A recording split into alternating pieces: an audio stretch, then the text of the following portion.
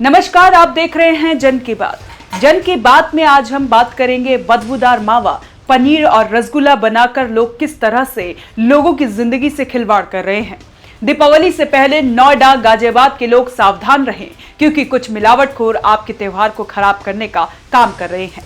कई जगहों पर फूड डिपार्टमेंट ने छापेमारी कर ऐसे लोगों के खिलाफ बड़ी कार्रवाई की है। यह कार्रवाई सिर्फ दिखावटी नहीं है, बल्कि लोगों की सुरक्षा और स्वास्थ्य को ध्यान में रखकर की जा रही है। फूड डिपार्टमेंट की टीम ने नोएडा के सेक्टर 115 में रमा शंकर की मिठाई की दुकान पर छापे मारी। जांच के दौरान टीम को ऐसी मिठाइयां मिली जिन्हें देखकर आप भी दंग रह जाएंगे। कई तरह की मिठाइयां, मावा, पनीर और रसगुल्ला बदबूदार और खराब हालत में मिले। विभाग ने मौके से 6 तरह की मिठाइयों के नमूने लिए और लगभग 1100 किलो मिठाई नष्ट कर दी। जांच में पता चला कि आरोपी पुरानी मिठाइयों को नया दिखाकर बाजार में बेचता था, यानी वही मिठाइयां जो पहले बनाई गई थी और बच गई थी, उसे फिर से इस्तेमाल करके नई मिठाई बनाना। इससे न सिर्फ लोगों की सेहत खतरे में थी, बल्कि ये पूरी तरह से धोखाधड़ी थी।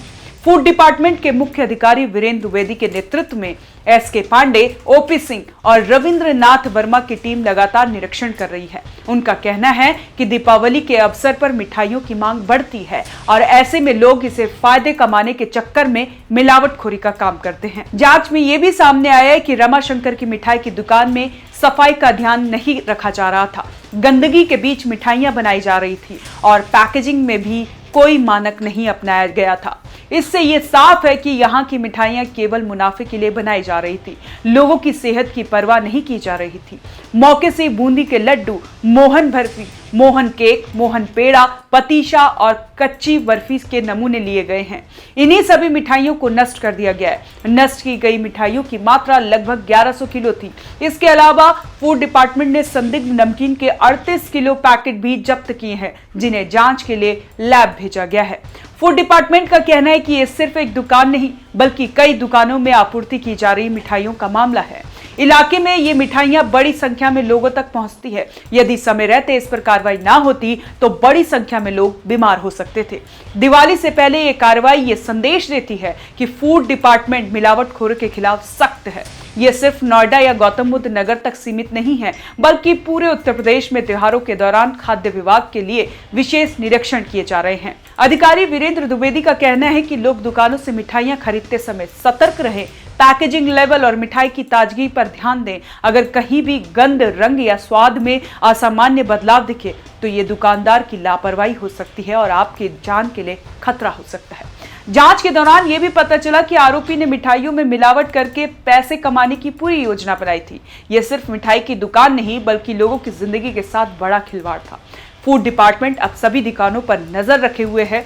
दिवाली जैसे त्योहार में मिठाई की मांग बहुत बढ़ जाती है। ऐसे में मिलावटखोर इसका फायदा उठाते हैं। इसीलिए विभाग की ये कार्रवाई समय पर और आवश्यक थी। इससे यह भी स्पष्ट हो गया कि लोग अपने स्वास्थ्य के प्रति सतर्क रहें और केवल भरोसेमंद दुकान से ही मिठाइयां खरीदें।